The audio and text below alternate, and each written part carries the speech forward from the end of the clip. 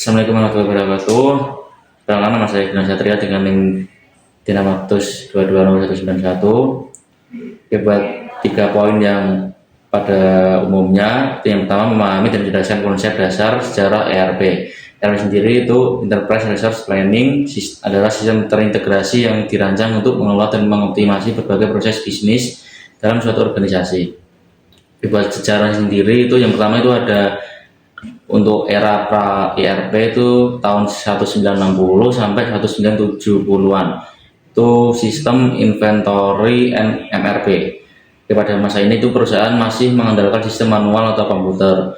Terus kemudian pada MRP 2 tahun 1980-an itu berintegrasi pada proses manufaktur. Pada tahun 1980-an ini dikembangkan sebagai penyempurnaan dari MRP 1.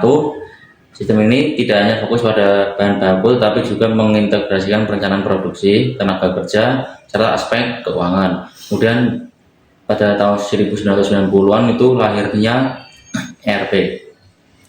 Istilah ERP sendiri itu diperkenalkan oleh Gartner Group pada tahun 1999.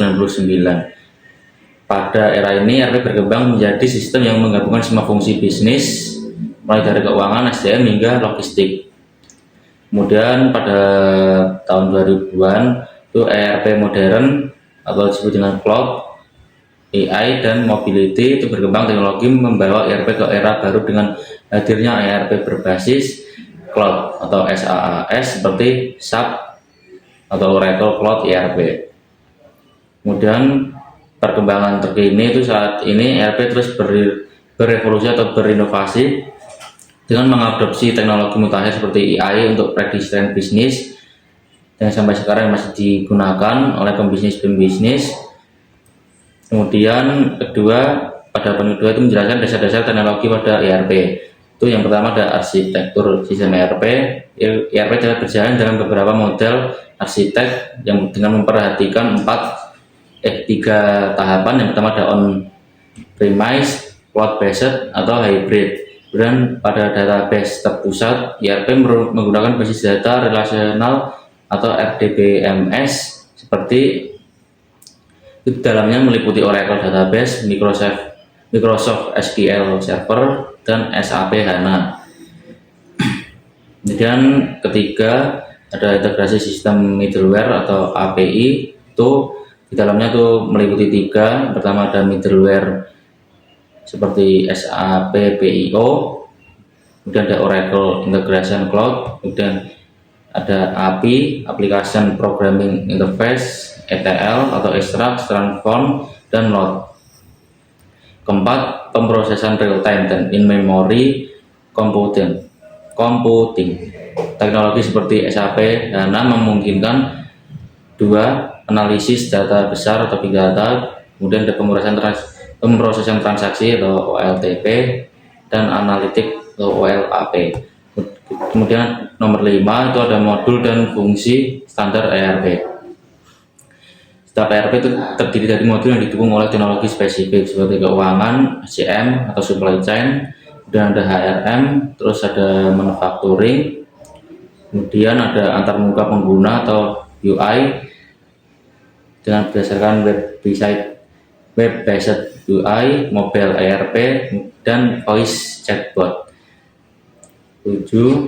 Ada keamanan data, kemudian ada kecerdasan buatan atau AI, dan terakhir ada teknologi pendukung lainnya seperti blockchain, IoT, Internet of Things, kemudian ada edge computing.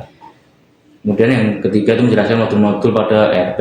Yang pertama itu ada modul keuangan serta modul akuntansi, finance, accounting. Itu berfungsi mengelola seluruh aspek keuangan perusahaan. Fitur utamanya itu pertama ada general ledger, account payable, account receivable, asset management, cash flow management, dan ada pelaporan and compliance. Buat contoh sendiri itu ada SAP FI atau Financial Accounting, Oracle Financial, kemudian ada modul yang lainnya itu modul sumber daya manusia atau Human Resource Management. Itu berfungsi mengelola data karyawan, penggajian serta rekrutmen.